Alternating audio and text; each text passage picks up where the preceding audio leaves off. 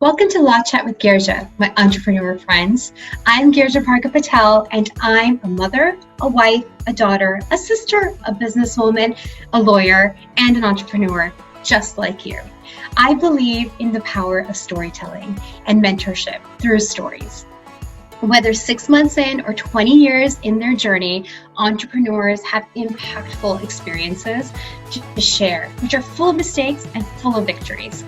And my goal is to highlight those and to celebrate the diverse narratives and perspectives in the world of entrepreneurship, which inevitably provides motivation, encouragement, and inspiration to our community and to our own journey. So Law Chat's purpose is not just to share the expected conversations about their businesses and journey, but also I want to share and dive deep into their details. Get nosy, get personal, and learn from their pivotal journey and their mistakes, and also, again, their victories. So I'm here to use those moments to inspire and to motivate you on your own journey. And of course, we can't run away from the law. After all, this is Law Chat with Girja. So let's dive in. Hi, friends. I am so excited to be here today because I have such a special guest. My guest is Lani Jackson, and she is also known as Lani Jackson, and that's what she goes by. But she is my coach, and she's so dear and near to me. But she is a superwoman. She's a powerhouse because not only is she an amazing wife, an amazing mom to 6 children, but she's also running 2 businesses simultaneously. And I also have such a pleasure of having her as my coach because while she's doing all of that, she's also has this mission to help other women who are moms, who are entrepreneurs, and who are just trying to figure their life out and their business out. And I just can't wait to hear all the nuggets of information that she's going to be sharing with us today. So welcome to Law Chat with Girja, Lani. I'm so happy to have you here today with us. Thank you for that introduction. I am totally red here on video because of your glowing introduction. I really appreciate it. I love you deserve being your it. coach. You are awesome. Thank you. Love being your coach, and I'm so glad and honored to be here today. So thanks for having me.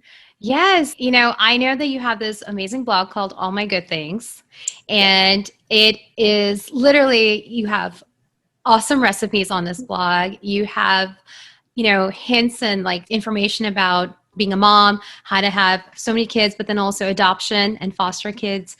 And before we dive into all of that, I want to know, where did it all start? How did you even stumble into becoming a blogger? And how did that start? Because I know things have changed a lot since you did start blogging, and I want to talk about that too. But how did it start? So I started, I go back and forth. I got to find my original post, but I migrated my blog a few years in, and I lost what I originally started on Blogspot. Remember back in the day when bloggers were first coming out and Blogspot was the big thing? So I started there. My sister introduced me to bloggers, actually, and I was just a new mom. I had 1 kid. What was life like when I had only 1 child? And then crazy then too. Right, exactly. I got pregnant with my 2nd born, and I had a lot of problems and complications. So I started my blog to update about the complications, and then also because I would cook for friends and family, and they'd be like, okay, what was the recipe? And I was like, well, I could just write it down on this blog and then you could get it. It'd be easier than me trying to explain it or quickly write it down on a napkin or scrap piece of paper, which is what I was doing. So that's how it originally started. And then I just kept adding babies and more categories to my blog. So my main categories now are recipes, motherhood advice, foster care and adoption, and then family life and family fun. That's awesome. So how long ago was it when you first started this blog? So 2011 is when I officially decided I was going to do it. Yeah. And that's how I got started in blogging. I didn't even know you could turn it into a business at the time. Yeah. And we're going to talk about that too, because I think even now there's such a different view of what blogging is. And unless you're in that realm, you don't really realize that it's a business, number 1. 2, you can make money off of it too. Mm-hmm. But before we do that though, what were you doing before you got into blogging? Were you working for yourself at that time also, or were you doing something else? No, I was working for my husband as his secretary in our nonprofit. I went to school for education. I have an elementary education degree. I did my student teaching, and then I never taught again. So not that I didn't intend to, but now I have 6 kids and I don't want to teach. That is not on my bucket list to ever use that. But I basically just helped my husband out with his career, and I was a stay-at-home mom with an infant, and, you know, navigating that new world of having a baby, and was super lonely. We had just moved to Detroit, and so that's where it all started. Nice. And so then from the nonprofit world, you started switching over to the blogging world. Now, were you still in Detroit when you started the blogging? Oh, yeah. And then, so how did it start off? Like, I know you were just sharing recipes, or almost like, and it's not just you, a lot of people who started blog, they just literally say, oh, it was just a spot where we could have everyone see everything at the same time rather than sending it out, you know, one by one. But then when did it start evolving into something bigger? So I became a blog junkie, like other people's blogs, other women's blogs. So this day, my husband gets after me. I bookmarked all of the blogs that I read just in this giant long, this is before Pinterest, before all of that. Before social media really was a thing, like Facebook had just started. So you had to know the person's blog, and then like you literally typed in their website address and you went there. And you found other people's blogs because they would link to their favorite bloggers. And like, we would just go on this rabbit trail. And I remember just like getting sucked in to these other women's lives because I was lonely. I was a stay-at-home mom, and they would just talk about their day. Kind of like what we have on Insta stories was literally in blog form. They would do like Wordless Wednesdays where they would just put photos up of their day or their week, and there was no words. Like, how bad is that for SEO? So was there SEO back then? I don't even know. Right? There was, but nobody knew about it or understood it. We were just writing from our hearts. We were sharing stories, birth stories, pregnancy announcements, crafts for the kids. It was super organic. It was like a bunch of girlfriends just sending emails back and forth. It really was that raw. And the funny thing is, because I didn't even know one of my girlfriends from college had started a blog too, because it was just impossible to find, or even how to even tell somebody that. But she found my blog and reached out to me because I posted a recipe on there. And she's like, you want to put a recipe on my blog? And like, literally, that's how it started. Everybody was just like, hey, you want to be a guest post? You want to share one of my things? That's how you were growing. And that's how you got an audience. Yeah. So it was very organic. Very And organic. At that time, you know, when did you see a shift in the blogging world from let's share and let's talk about each other's things to, oh, I'm going to make money off of a brand now? When did you see that shift? So I didn't understand all of that behind the scenes because there was not like a blogging industry or people who were leading from the forefront. That same girl that I had reached out to me about sharing a recipe at her blog, I found out she had Google ads, and she had a coupon. She posted a coupon on Facebook. Like, Facebook had just started. She posted a coupon for like a free Dunkin' Donuts or something like that, and it went viral. She made like $10,000 from Google ads in a month. Like, her site crashed, all this craziness. And so she was making money, and she asked me if I would write recipes for her blog, and she paid me $12.50 per recipe with step-by-step photos. Wow. And that is how I got to know behind the scenes of blogging. Like, literally is because she was like, hey, you want to do this? And I was really like, stay-at-home mom. I didn't have any other way to make money. So I was like, heck yeah, I'll do it for $12.50. I'll make a recipe. So yeah, that's how I started out. And so that's also how I got to be a virtual assistant. So that's a big part of my blogging careers. I was being a virtual assistant. That's really how I started. That's awesome. So while you were maintaining your blog, you also started being a virtual assistant. Like, I honestly, a lot of people don't even know what VAs are today. Today, people are also unfamiliar with the whole concept of a virtual assistant. So, you know, I feel like, you know, you were part of that tide. You were in the beginning of it. You weren't in the back of it. You were in the front end. And you were just part of that the evolution of this entire industry that has now become so big, and It really all is. this, all the SEO and the Google ads and the Facebook ad, all of this stuff now really matters. And algorithms, like all this stuff really matters. All of that stuff matters. But yeah, all of it matters. But before these things became even pertinent to our business and the growth of our business, how did you realize it? And then how did you as a business start adapting to it? And when did you also start realizing that you are a legitimate business? Oh, that's a loaded question. So that is a lot of questions. Sorry. Yeah, I think for me, I didn't really acknowledge my side of the blog as a true business. I was like, oh, that's kind of like a side hustle. I think I viewed it more as a side hustle, and worked because I knew it would take a little bit of time for me to get some money. I put Google ads up. I made like $5 in 3 months.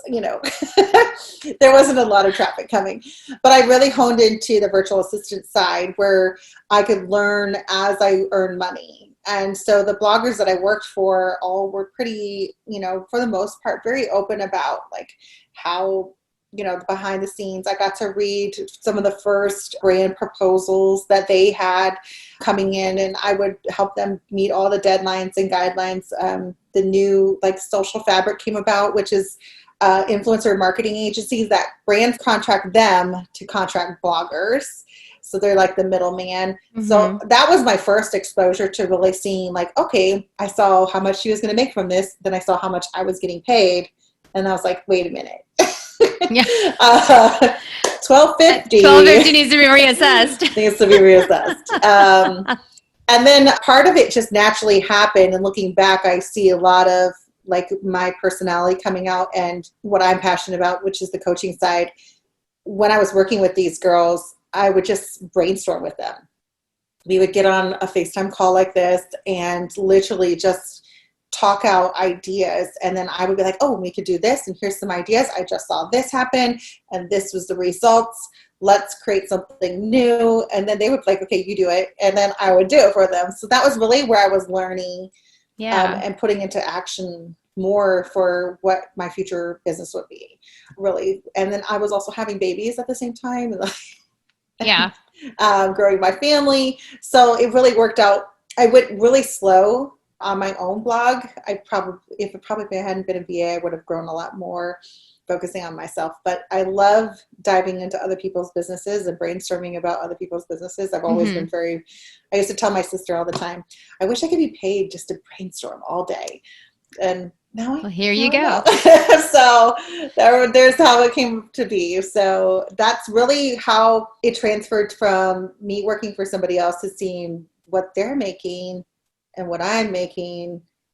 And I need to be doing seeing your myself. Value and the value that you should be putting on your work that you're doing for others.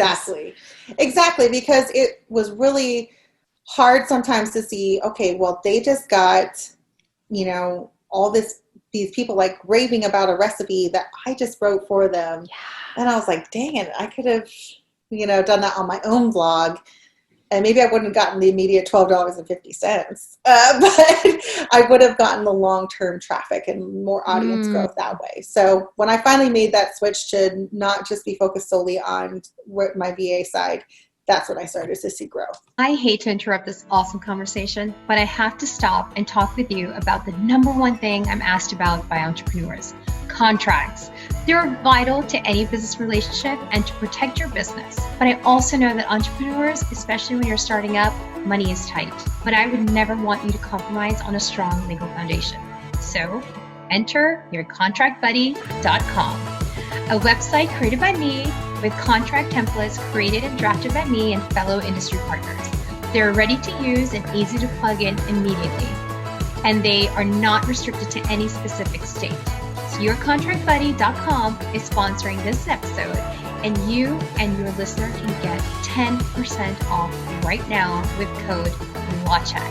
Yes, you heard me right. 10% off right now with code LAWCHAT. And now back to our awesome conversation. So as a VA, were you doing content writing or ghost writing, as some people would call it, for other bloggers as well? Yes. So I started off with the recipes, and then that morphed into ghost writing. So picking a topic, or I even came up with a lot of the topics, or we would look at trends, things that were doing well.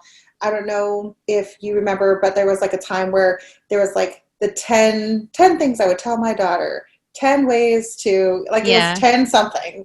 I wrote a lot of those,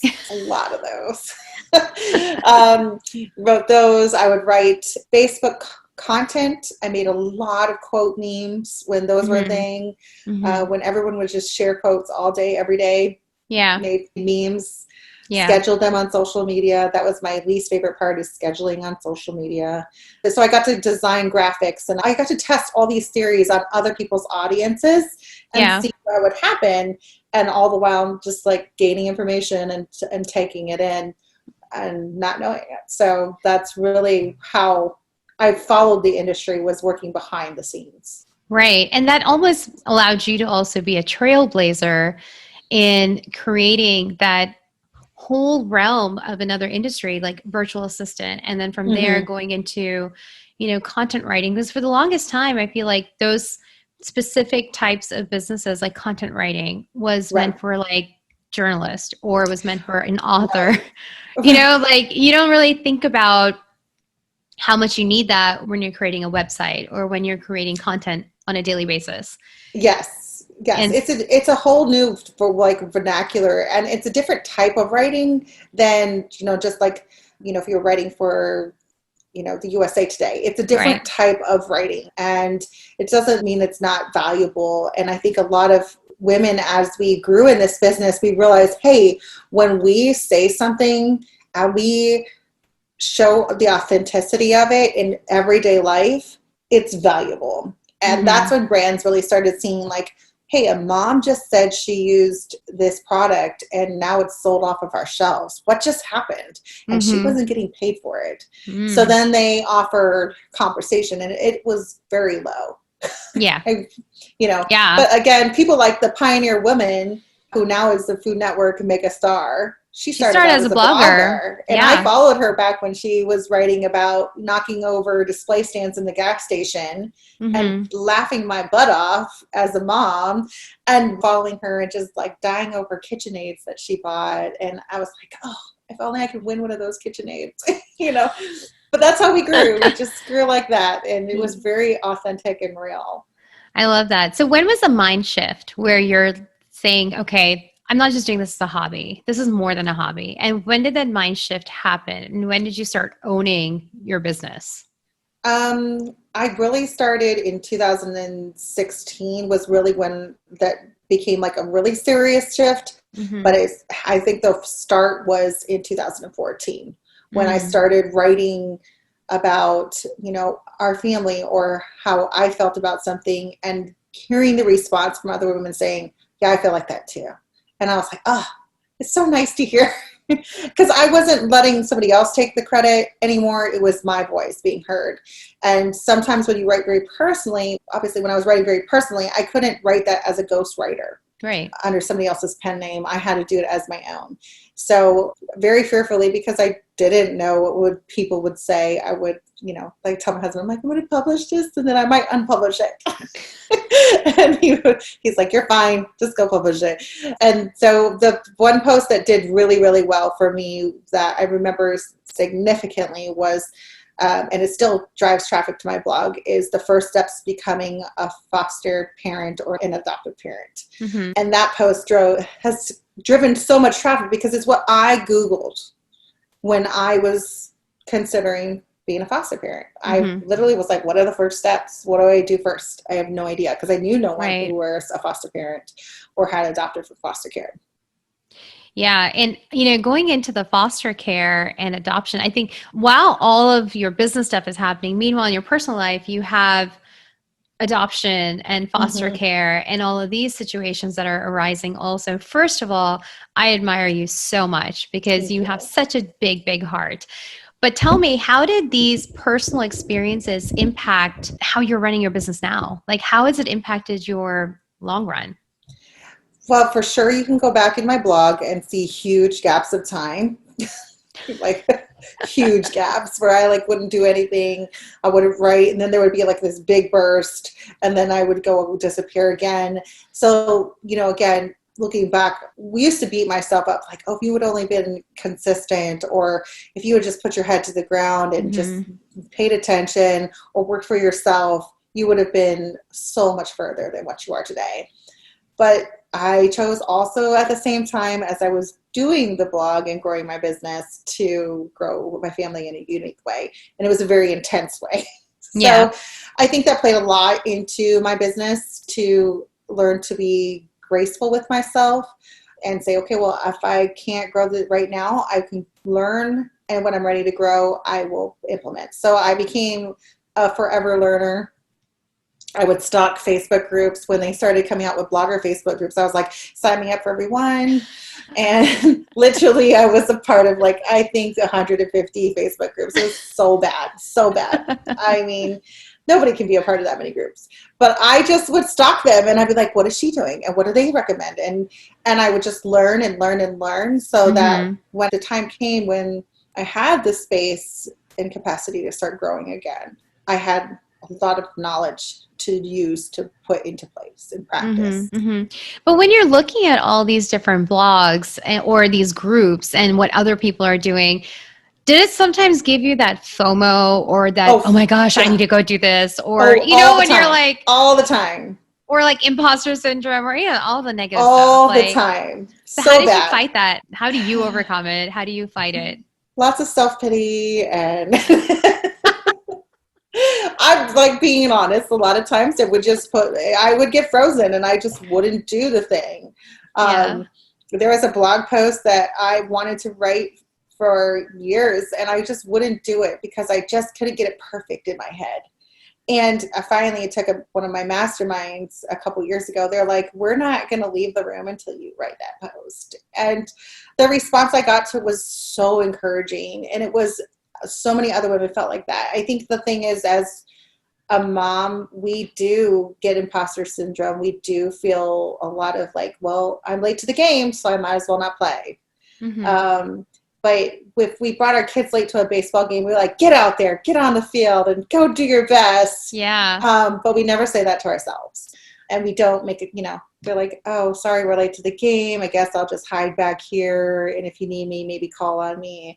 And that's what I did to myself for a while until I learned, you know, I had a couple women come into my life where they're like, yeah, you are valuable. Like, keep doing what you're doing. And they encouraged me and became cheerleaders. And that was really pivotal moment in my career there. If you were to give advice to a mom today, say a coaching client who comes to you and says, oh my gosh, what do? I feel so overwhelmed with everything around me. What would be some of the tricks or the tools that you would say, you know, top 3 things that you would say to do in order to help overcome those negative feelings? Right. Okay. So the first one, I would say you need a cheerleader for sure. Somebody who could pour into you and tell you to stop thinking that way or stop saying that to yourself, and who will call you on the carpet, because you need that person. And we can fake it to probably 90% of the people we know, if not 95, but getting that one person in your life, you're like, I'm going to just admit to you all the bad things I'm thinking, and you're going to help me. And sometimes, I know for sure for me, saying it out loud helped me realize the ridiculousness of it. Do you know what I mean? Like, when I hold it in internally, all of those self-doubt or like, I'm not good enough, my house isn't perfect, nobody really wants to hear about my day-to-day life of doing laundry every day. Like, what is there to talk about? I literally would say that to myself and then do nothing, because I was like, well, nobody really wants to know.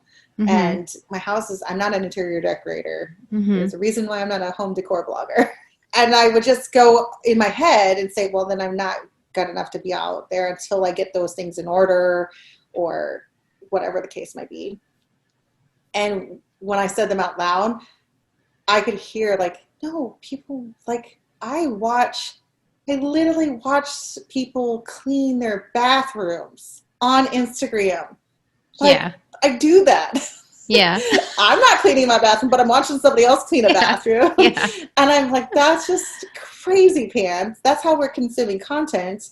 Just like I used to read about somebody in their day of how they handle their kids. And So people want to know that about me too. They're just as nosy about my life as I am about theirs. Right. Right. So you would say surround yourself with cheerleaders and a good support system, and then Say it out loud. Say it so out loud. You can see the ridiculous of it of yourself. And then the other thing is to do it scared. Yeah. I literally had it on my wall for a while. You've done harder things than this. Yes. One of my friends pointed out to me, she's like, you literally almost died having a baby. You almost, lost a child. And then you adopted kids. I think you've done some pretty hard things. Hitting publish on a blog post is not that hard. And I was like, yeah. It's so true though, right? I made it scary. I made it so scary. So she told me, like, you should just remind yourself, like, I've done harder things than this. And I put it on there, do it scared. You've done harder things than this. And I would look at it and remember, like, this is not scary compared to what we've already done in our family. And this might help somebody else who is scared to feel brave, or to feel like they're not alone, or to have the problem of dinner solved. Like, literally, like, that simple. And when I changed my mindset about when I hit publish or when I showed up on social media and how it would affect other people, it changed how I would show up and how often and what kind of content I was willing to put out there. I love that, because I know earlier also you mentioned how you fearfully wrote your blog post, your first few things that you were doing so fearfully. I think a lot of times our fear is what makes us run away from taking that first step. Oh, yeah. But sometimes we have to head on face that fear, and head on facing is taking that first step, even though we might crash, but it's okay. So it's like, at least when you crash, you know how to do it better the next time. Yeah. And sometimes it's just the first time that you do it, it's super scary. And then you do it again and it still feels uncomfortable, but it's not as scary. And then you do it again until it becomes like, somebody said to me recently, one of my other clients, she's like, oh, you make it sound so easy to pitch to brands. I'm like, oh, I was shaking in my boots the first time. I was like, who am I? What kind of, like, what do I think I am? I'm not the biggest blogger in the world or the best. And why am I pitching this brand? And once I started doing it, it became easier and easier and more natural, and the words flowed out in ways that were more authentic to me and not so rigid or copycat to another blogger's template, which I played off of when I first started. So now when I pitch to brands or help somebody else pitch to brands, I'm like, I'm super comfortable with this. But if you would have asked me 4 years ago, I'd be like, I can't do that. Yeah. But you've had practice, and practice gives confidence, but you need courage to take that first step. Yes, exactly. And I think that is so key. And also, I do believe that you've done, like how you said, you've done such hard things in your life, doing foster care and then adoption is not easy. And I know there's a lot of emotions that go into it. Very and much. I feel like it plays on a lot of the emotional aspect of a person's mental state also. So how did you manage that and manage your business? And then how did it grow together? Ooh, so I would say I did not manage it. I'm just going to be honest. So there was a couple years in between getting to the 6-kid point and to where I am today that I tried to do everything. And so I totally am you've heard of postpartum depression. Yep. After pregnancy, having all those big feelings just hit you and just going through that emotional part. And that's hormones. So it's a combination of hormones and emotions. Well, I did not know. No one had I'd not read any articles about this. But there's a thing as post-adoption depression. Oh, wow. And I had no idea what it was. And so when we came out of our adoption, you would think that I would be like so relieved, elated, free. And I was, but I came crashing down from the emotional adrenaline that I had to be on through the foster care and adoption journey. And when I finally was able to come down off of that, it spiraled me. So I had no idea. Did not know what was going on, wasn't acknowledging it. I just put my head to the grind and was like, I just got to make money and, do the things. So I took on everything. At one point I owned a salon, I owned an online boutique, I was a virtual assistant, a PR manager, and I had my blog. Plus I had 6 kids. So many hats. And then I about died. And literally my health went to the toilet. And so I really went on this big, long journey to realize, one, I can't do it all, and I shouldn't. And I've got to stop saying yes to the $100. Yeah. So I can say yes to the money I actually want to make. Yeah. And the thing is, I've been saying this to clients now and confidently say, we play small when we're chasing after short money or short fulfillment or quick fixes with our health, and actually hurt ourselves long term. So it took me a year plus to get out of what I set myself into and went into because of after the adoption depression. And coming out of that, it was just like this whole new world opened up. And it gives you freedom to really explore the opportunities in front of you. It's not perfect by any means. It doesn't mean there's not bad days, but it's just like, oh man, this is what I wanted to do the whole time. I love that. Yeah. So 2 things I just gained out of what you just said to me. No, really. First is that I love what you said about not chasing small for the short run, Right. because it's so true. But through that hard time that you were having, which you probably didn't even realize it until towards the tail end of it, by the way. Mm-hmm. And at that point, when you had your epiphany or enlightenment, you also realized how much you're worth. Like you realize your self-worth. Yes. And I feel like it's really, I hate saying that all the time too, because I feel like there's no value that you can put to me as a human, mm-hmm. and to all the things that we do as mothers and as wives and as daughters, sisters, whatever family role we're playing. But the work that we're actually doing, there is some worth you can put to that. And I think it's so important that you have been saying it over and over again since the beginning just now, that you have to realize your worth. You have to realize the value, and you shouldn't underestimate it. So I love that. Like you literally just, through that hardship, through the challenges, mm-hmm. being in the trenches, you had this enlightenment at the end of it. Right. Which is so phenomenal to me. It really was. And it changed everything for me. And it really set me on a new trajectory that was ready for growth. Mm-hmm. And, because I grew my blog and, grew my VA business and had these opportunities in front of me, but I just didn't have the surety for myself that I could pour into everyone else. Mm-hmm. If you would have come to me during that time and said, hey, I have this business, got some ideas for it. Like, can I just talk? I would be like, yeah, you should do this. And I could get very clear vision of what to do in your business. But when it came mm-hmm. looking at mine, I was like, I don't know. Mm-hmm. I don't know. Mm-hmm. And it would get weird for me. And then I would self-doubt everything.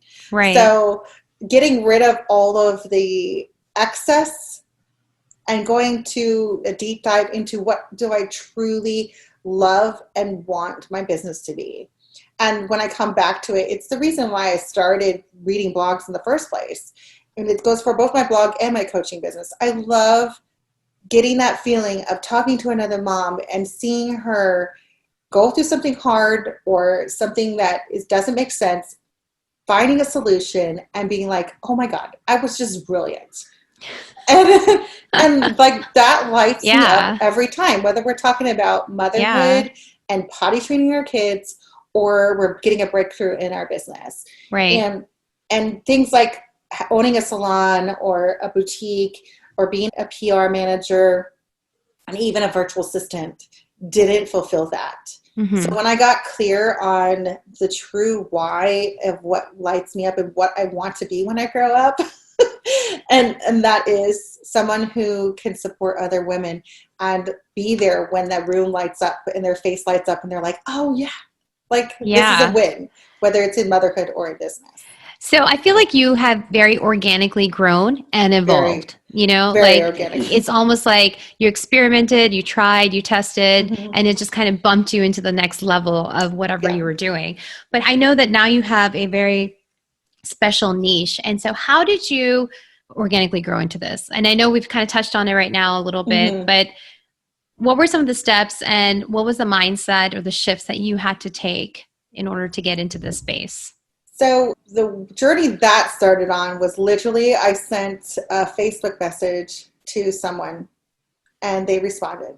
It was another blogger and a blogger who was teaching other bloggers how to do things. And I just was like, hey, I want to get to know you.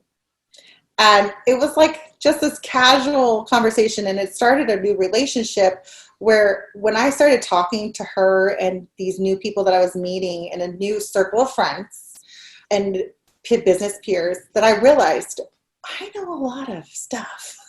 Like I came back to, after one meeting, to my husband, I literally said this, and I don't like to toot my own horn for this. Like it feels so weird saying it even out loud. But I came back and I was like, babe, I think I knew more about blogging than they did. And they're leading, like, I was like, it was just one of those funny moments where I was like, I knew what they were talking about and they're leading the industry and I know like what they're doing. And so maybe I shouldn't be playing so small. And it hit me for the first time. Like I have been learning this whole time, maybe not able to put everything into action the way I wanted it to, but I was gaining and growing in my own way and learning about people and learning about how we as women work with motherhood and business combined and how it worked in my own life and what I failed at, what I did start using and implementing and saying, wow, this could help a lot of other women. So I organically started that way. I started partnering with other women in business, collaborating, and I found an opportunity to partner with organization. And I was like, can I be one of your coaches in your new mastermind? And they said yes. And so that's how I started coaching and getting paid for it. I was doing it organically before that. Right. But then this actually was my first like paid, but it was under her business. And from there, it grew into my own business as I was like, I'm ready to do this on my own. Right. And I feel like you also have so much experience. And I feel like that's such a learning lesson though, because you've worn so many different hats as a VA and in whatever task that you were doing. But through that, nothing was wasted. All that experience helped you gain clarity on your value and what you should be asking, and also helped gain clarity on how much knowledge you have actually. And that you have so much more to provide. Plus, it helped gain clarity on your niche. You know, like you're helping women who are mothers who you can clearly identify with that. And clearly. And, you know, you're helping them run their business. And I personally find it very helpful because I am a mom, I'm a lawyer, and I'm running multiple businesses. And it's nice to be able to get on a call with you, especially during this time when we've all been socially distancing and pausing a call because my son needs something. Like, I love that. I love to have that ease with a coach of mine. Yes. And I'm so glad that you feel that way, because I think that we as mothers who are entrepreneurs, we carry around a lot of guilt and self-doubt. And what really changed my trajectory is having people that believed in me and said like, wow, you know your stuff, you know what you're doing, and you need to tell other people about it too, by the way. And they were not, in my eyes, I was not on their level. I considered myself way below them and not on their level when we first met. And because they were open and acknowledged to me my value, it empowered me to know that I needed to do the same for other people. Right. And there's no dream that we can come up with as moms that we can't do. And I forever am a believer of working in the margins and building in the margins. Everything I've done up until the last year, and then it all got undone with quarantine, but I've done during nap time, late at night, when everybody was watching too much TV, or we were literally outside in the backyard and I have my laptop connected to the Wi-Fi as they're outside playing. Like, we build things in the margin, and I don't need 40 hours a week. I can get a lot of stuff done in 15 minutes. And that's part of my strategy with moms now, is reminding you, we hold ourselves back because we don't have 8 hours a day to put in our business. So we're like, well, I can't really do that yet. But I know what you can do in 15 minutes. Mm-hmm. So that's in your home. Right. Imagine what you can do in your business in 15 minutes if you change your mindset. Uh-huh. So get rid of that long to-do list and that self-doubt and that disbelief that you can build something amazing in small 15, 30-minute increments. That's such a shift in mindset and perspective, because I feel like at times initially when I first started also, I was like, I don't have time. I don't even have 3 hours, like, yeah, exactly. Which was true. It was true. You don't. But if I have a minute, and it's a minute to where I can dedicate to self-growth or professional growth, I need to be productive in that minute. And I love that that's what you are saying, that you can do it in 15 minutes. I get it. Right. You're a mom. I get it. You have 1,000 things to do. But when you got 15 minutes, let's be productive with that 15 minutes. Because before, what I was doing in those 15 minutes, I was getting on to social media or reading someone else's blog and comparing myself to them and saying, well, how the heck do they have 6 kids and her house is perfectly white and beautiful? Mm-mm. And that would not work. And then I said that to my sister specifically one time, because I found another mom that had 6 kids and her house is like gorgeous. It's perfect. She's a home decor blogger. She's got it painted all white. She's got white furniture. It's beautiful. I'm so jealous. And then I was like, and she's got a bigger audience. And I was going off and she's like, yeah, but her twins don't have autism.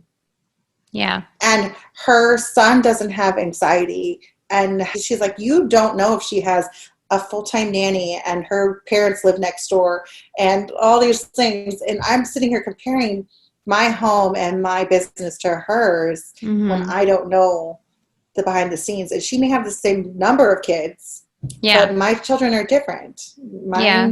Mine take a whole jar of cinnamon from Costco and sprinkle it all over the house.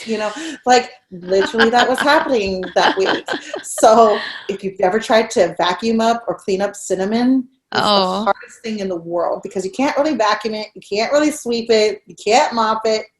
Yeah, our house smelled really goodness. Good. That's really so funny. Just along the same lines, you also, I think, with social media, Instagram, and obviously, now there's so much more information about all of this and how people do show behind the scenes.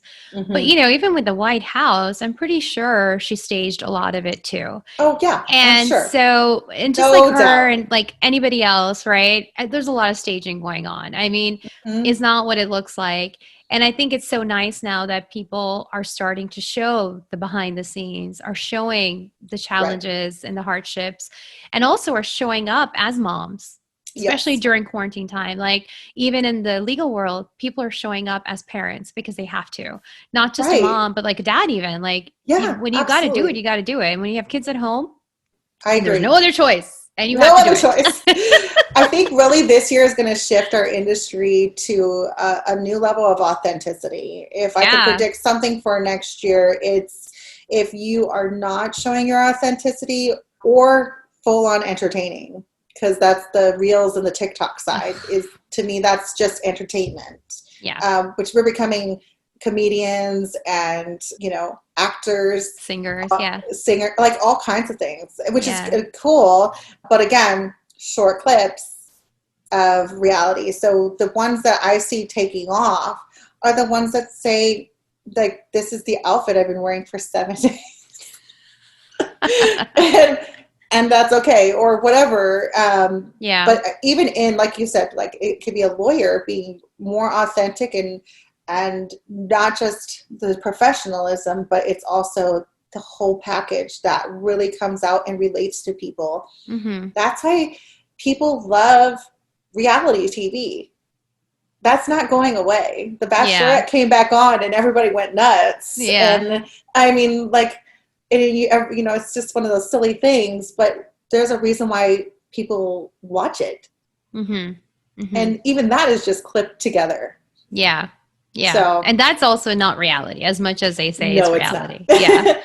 But it feels like it. And that's the same thing as Instagram. You feel like you're getting to be in part of, someone's life. And the thing is, the truth of the matter is is the whole reason I started reading blogs in the first place is the same reason I get on Insta stories every day, is because I'm isolated and alone, and we're not the same way we used to be in the villages of women who would raise babies together and do life together. We don't have that same type of community. And I think that's a big thing that's missing from motherhood in my own life, in my neighbor's life, is we don't have that village of other moms who will take your babies and treat them as their own until they give them back and hand you some of theirs.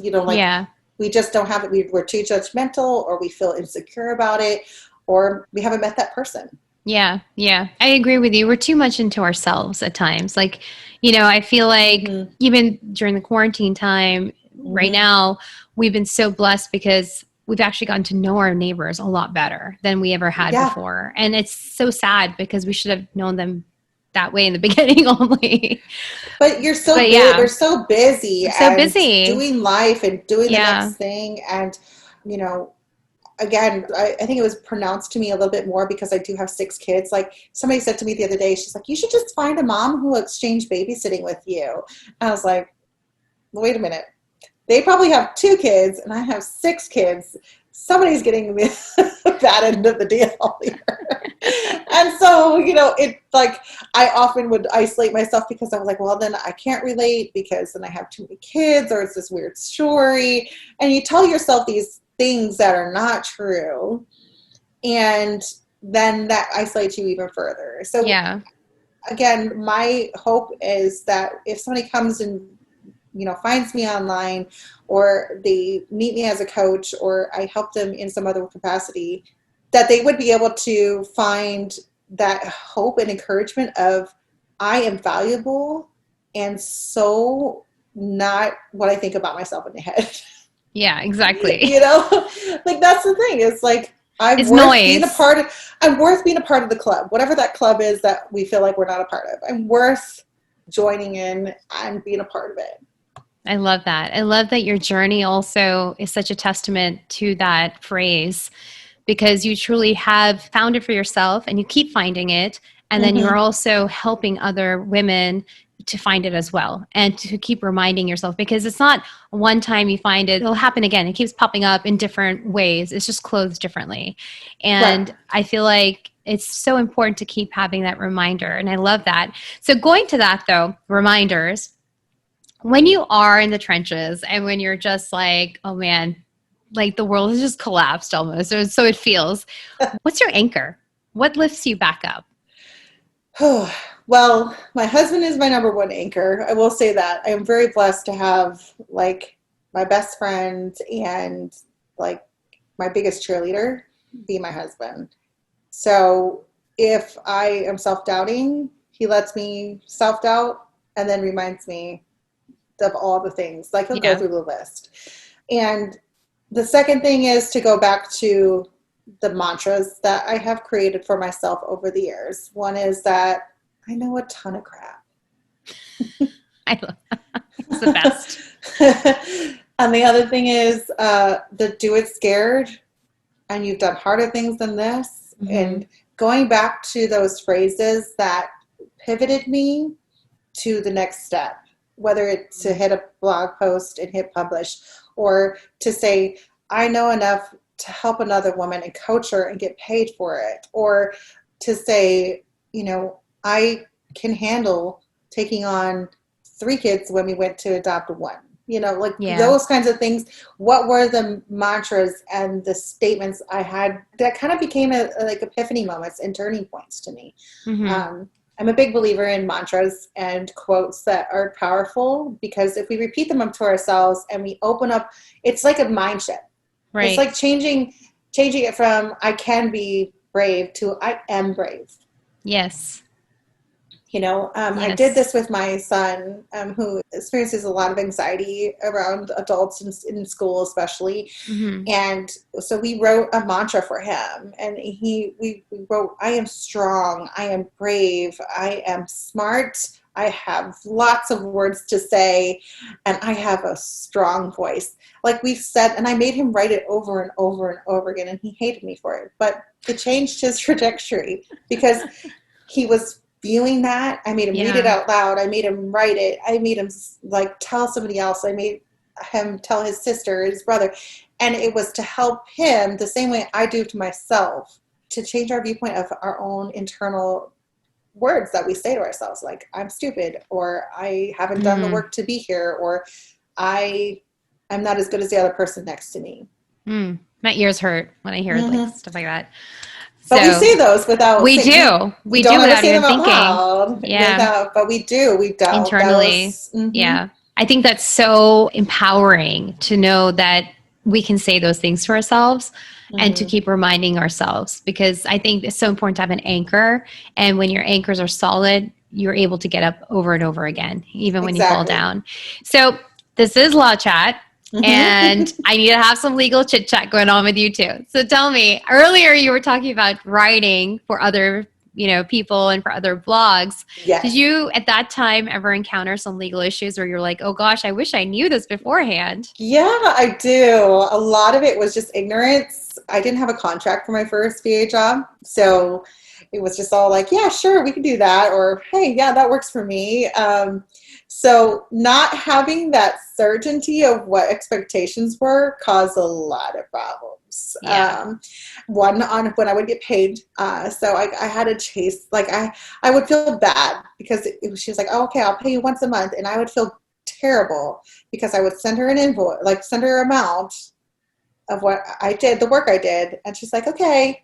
And then I would not get paid and be like, I'm still doing work. Yeah. I'm still contributing work for the next month and I'm still not getting paid. Oh gosh. So how do you hound a friend with money? And money's hard for me to talk about. So right at the beginning, so I was like, so you still haven't paid me? Yeah. And the expectations weren't like, hey, you'll be paid 2 weeks after you send me the invoice, which is what she needed, but she wouldn't just say that. Yeah. Or the other thing was work. So I did some videos for you remember when the overhead cooking videos came out? Yes. And they were huge on Facebook. Everybody was doing them. Yes. So she wanted me to create some recipe videos for her. And I was like, great. So I did a couple. And then she sent me an email. Oh, by the way, because she knew I was taking on new clients. She's like, by the way, I don't want you to do the same style of video for anyone else. You like the same angle and the same look. If you do it for somebody else, it has to be different. And I'm like, how is that possible? How can you tell me that? Because one, it's an overhead video. Yeah. You can't tell me I can't make an overhead video for anybody else, number one. Right. Number two, I have white countertops. I mean, they're white countertops. That, you can't tell me I can't use that for any other content. And she was paying me very little for these videos at the time. And it just blew my mind. And I was really like, wait a minute. And she really got protective of the content that I was creating for her. And she let me go as a VA with very abruptly. And then I know why, because I made a video for somebody else and it was not the same recipe, but it was the same equipment, same angle, the same counter. And I didn't go out and buy new dishes. So same dishes.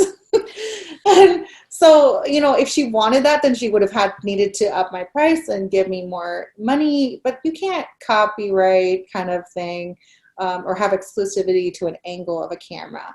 But just being okay with standing in myself and saying, no, that's not okay. Yeah. And if you do want that, you're going to pay me some big bucks. Yeah. Yeah. So live and learn in that one. But because we did not have a clear contract, that was kind of through email, her just suddenly being like, oh, and her not wanting me to have any new clients as a VA. I was like, but I wanted more money and I have more time and you don't want to give me more work. So the turn from that, if she wanted me to be her VA and only her VA, she should have upped my price. Then you're not a VA anymore. You're an employee. Yes. And you're not an independent contractor. See, exactly. That's what I needed. And that's the thing too, just having clear expectations and then knowing what I was, and also knowing, okay, I'm able to ask for this and stand in it and say, no, that's kind of ridiculous. Or okay, if you're going to be ridiculous, then you're going to pay for it, you know, and Yeah. having the emboldened power to say, no, let's put this in the contract so that you can't suddenly,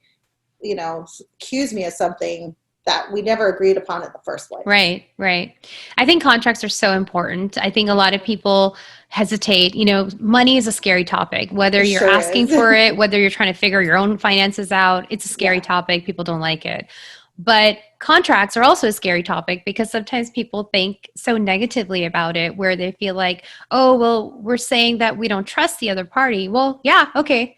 That might be it. Because the thing is, like, today you're happy, but tomorrow things Yeah. can get bad, and then those hard conversations get easier when you have a contract. Right. And they take they put clarity to what your expectations are. And if you change your mind, then you need to come back to the contract and say, okay, well, can we make a new one? Because I did change my mind. Yeah. So that would also change the results of the contract or what our agreement was, whether it be money or, you know, or deliverables, things like that.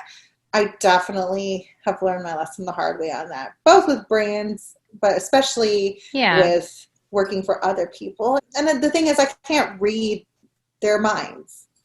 No, you need a contract. Or You do. And it's the same thing with my coaching business now. I'm glad that I have a contract in place because I also need them to know, like, I will coach you and I will give you my 110%, but you have to do the work. You're right. So when people, I think like a lot of times when coaches are, you know, coaching, the number one thing is that you do want to be clear that you don't promise any results, because at the end of it, ultimately the results are dependent upon your client, if they do the work or not, because otherwise you've just effectively become the VA again if you are doing their work. Exactly. And that's again, something I've learned as a coach is that I need to not be the VA, a glorified VA, because I will step into that role very easily because I've done it.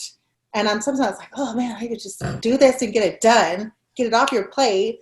But that's not the goal. The goal is to empower you and teach you, to give you tools and to help you stay motivated and stay on track to what your goals and dreams are. Yeah. And that's a big part of, you know, coaching and staying true to whatever business it is. If you're like, you know, for you as a lawyer, you step off and do something that's really off of your true mission, it's going to derail your whole business because you've gotten just a little bit off track. Most definitely. I think so too. And I think, you know, we should stay in our wheelhouse, definitely experiment to see if you can diversify or grow. But yes, I completely agree with you. Yeah. So I have just loved talking to you. I know we can talk for hours, obviously, but we do need to wrap it up, I guess. And so tell me something though. I want to hear some cool, fun facts about you. What is I know you're such a blog junkie. What's your favorite blog aside from yours? Oh man. For actual blogs to read, I still love reading The Pioneer Woman when she puts out a blog post because I love her writing style. And I think she's super fun and relatable. And oh man, you're putting me. I really don't read as many blogs anymore. Yeah, I really don't, which makes me sad at the moment. But I go to a lot of cooking blogs, recipe blogs like Half Baked Harvests and No Food Rules and things like that. Oh, I love that. And then what about a book? Favorite biz book or personal book? Right now, I'm just finishing up You're a Badass at Making Money. So I always love the book I'm reading. I'm one of those people. I'm terrible. But I did love Story Brand. Yes. I'm reading that right now. I'm reading that right now. Really good. And just learning about how to help someone be put into the story. And I think just relating that back to our adoption with my children is helping them to fit into this new story and embracing the whole story that they have and how that is so relevant even in children. How all we want is just to feel like we're a part of the story and that we're the heroes. Yeah. So everyone wants to feel that way. Absolutely. Absolutely. Okay. And what are your favorite biz tools or apps that you just can't live without? Can't live without Trello. So I do love Trello too. I am a huge Trello fan. In fact, I'm creating a Trello training right now because I love it so much. And I keep telling people about it and they're like, well, how do you use it? So I'm like, well, I'm going to have to make a training for that because I keep repeating myself. So I use it for everything, ideas. I'm a huge list and note taker, but then I lose where I put them. So Trello changed my life when I started using it because I can still write things down on pen and paper, but then when I'm done, I can put it into an organized place that lives forever. And I know exactly. So now if I'm on a walk, which I get my best ideas when I'm out on a walk, I'm on a walk listening to a podcast and suddenly an idea pops in my head. Instead of writing it on a note or trying to remember it, which I will not, I can write it on a Trello board where I know these ideas go. Whether it be idea for a Christmas gift or idea for my business, anything, a good quote. Yeah. I know where it's supposed to go and then I can find it again. I love Trello. They have an app also, which is amazing. So anything I update on my computer, it updates on my phone and vice versa. I even have my schedule on there now. Yeah, I'm a little obsessed with Trello. In fact, instead of buying a new planner for next year, I'm just buying like this Cultivate What Matters, their power sheets. Like I'm a little obsessed with them. So I'm getting that, but I'm not getting a planner per se because I put everything on Trello now. And I'm like, it takes me more time doing all this planner stuff, even though I love it. I love stickers. I love it all, but I know. I'm really thinking about actually going to like just a notebook that I could fill and just have a blank page open for the day where I can just dump out things because I love writing things down, and writing things down is important to me to help with processing my thoughts and taking notes while I'm talking or while I'm listening or vice versa. But now I can easily put them into something, but I want to keep a notebook open. So I think I'm going to switch from a planner to an open notebook on my desk. Yeah. Whereas right now I have an open planner and an open notebook and a scrap piece of paper. And Trello. But hey, it's a step in the right direction because I used to have 2 planners plus notebooks and no Trello. What do you do? I mean, real problems. Yes, but it's helping me get things done, and I like dragging those cards around and saying nope, not today, and putting it on another time, but I don't have to keep thinking about it. I think that's something I realize as moms, we're thinking about so many things at the same time. We're thinking about dentist appointments and kids' grades and what we're making for dinner, plus all the business stuff. We just can't hold all that in our heads. So I'm a big promoter of like dump out all the things you think you have to do and then choose 4 of them that you actually need to do. Yeah. And have 4 things on your to-do list today instead of 25 that you're never going to get all those done. That's my thing too. 4 to-dos per day. So yeah. So I know you have some really amazing things popping up in the near future. Yes. And if you want to talk about it, I know I want to hear about it. And I'm sure everybody else really wants to hear about it too. And jump on it. So tell us what new stuff is happening and where we can find you and sign up. Yes, absolutely. So I am right now getting things together to launch a new group coaching program just for mom entrepreneurs. And it's going to be super fun. It's starting in January. So if you would like to get on the wait list, you can send me a DM at Lani Jackson Coaching, or you can email me at hello@lanijackson.com. So I know when this episode comes out, I don't know if the landing page will be there yet, but I already have one person on the wait list. So it's going to be a really cool way to collaborate, get accountability and coaching all at the same time, which I look back a lot of times right now, what I'm doing as I'm growing my coaching business is what would have changed my business and helped me as a mom and an entrepreneur if I would have had this 4 years ago. 10 years ago when I started, what would have pivoted me super crazy amounts. And those are the things I'm creating right now. And then, like I said, I'm also developing a Trello training, which should be out in November, which I'm really excited about. So hopefully you can jump on that. And then I will. And then I'm also taking one-on-one clients. I have a couple spots available that I'm filling for the end of the year to get you.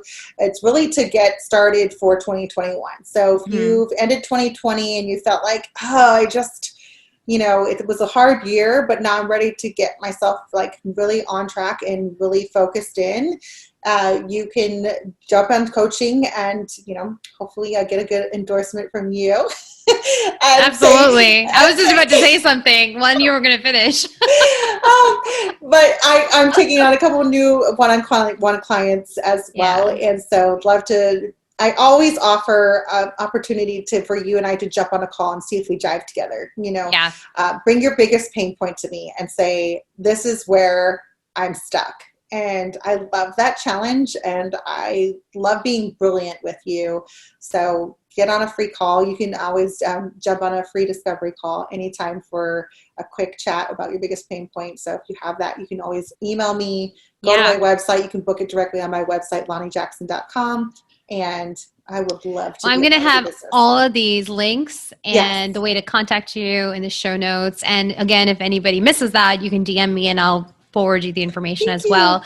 And yes, I was actually going to do a plug because honestly, I'm going to do a shameless plug right now for you because it has been a game changer. I know a lot of times people are hesitant to invest in coaching or invest in themselves because that's what you're doing. When you hire a coach, you're investing in yourself.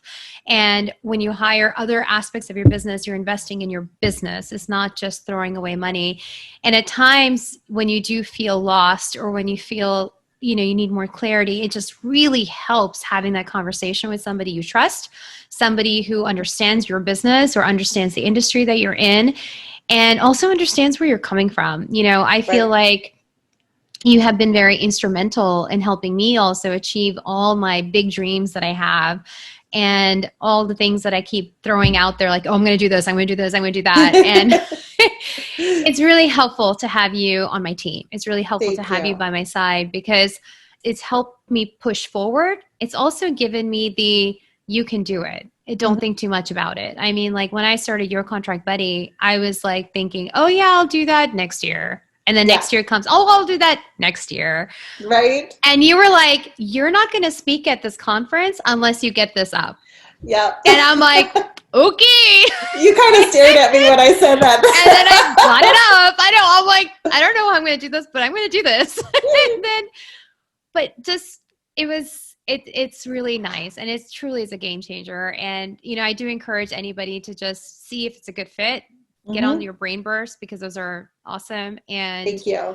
Kind of like connect with you there. So I am so happy that you were on today. I feel so privileged to be able to share you with everybody else because you have so much insight to share.